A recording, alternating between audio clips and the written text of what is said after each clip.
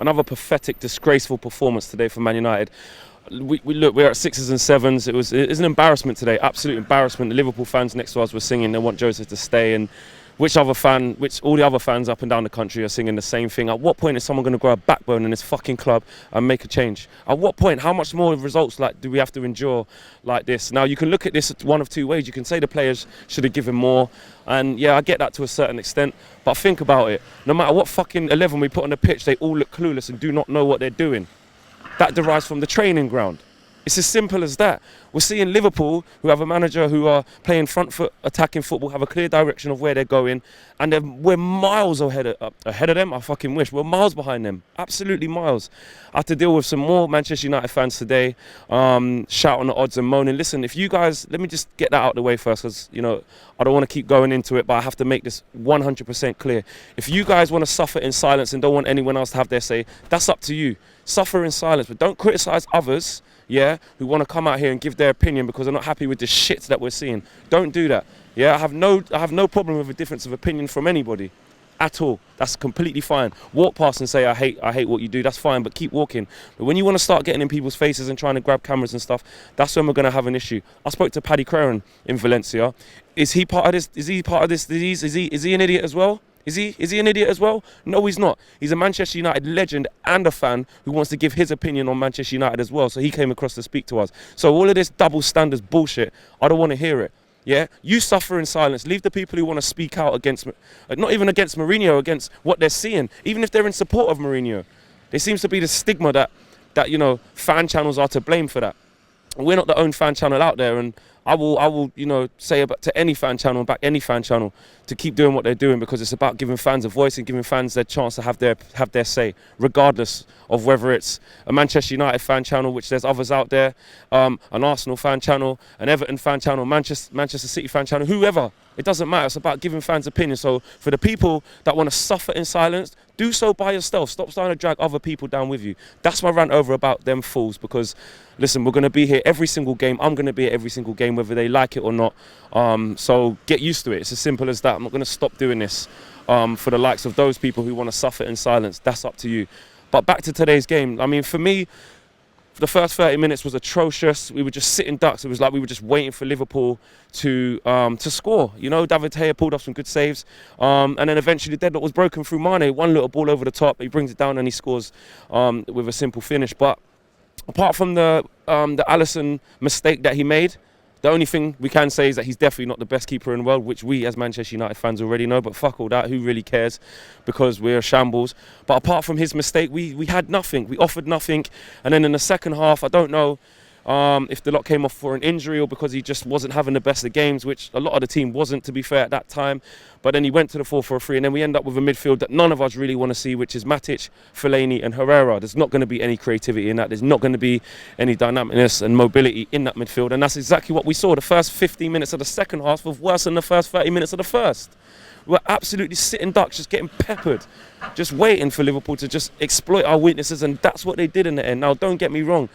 Obviously, Shaqiri's come off the bench and grabbed 2 goals. I think they took deflections. It was right up the other end, so I couldn't really see. But it looked like we were just poor defensively again.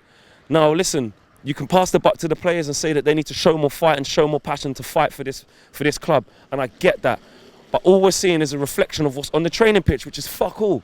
It's as simple as that, and I hate to swear and I hate to go on like this, but this is just how I feel coming here and having to witness what I've just seen.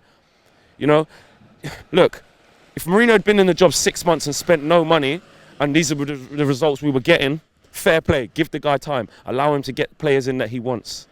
I understand that. You can't sit here after 2.5 years into his tenure when he spent over 400 million and you're still getting the output of that and not look to that area for the reason why we're so poor. Now, yes, we've got a problem from top to bottom.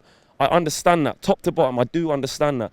But for me, you've got to start looking at what's going on with these players in a day-to-day basis on the coaching field, and they're not playing for him. Paul Pogba didn't play today. Was that his fault we played so shit?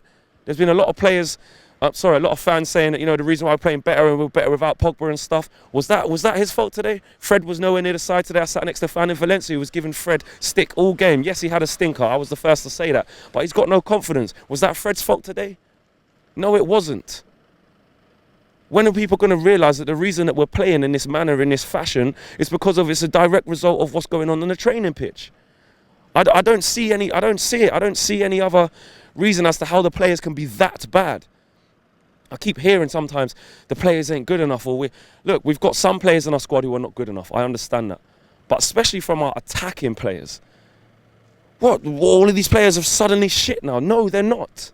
They're not. They're not buying into the system. They're not buying into the ethos. They're not buying into the style of play. They're not buying into it.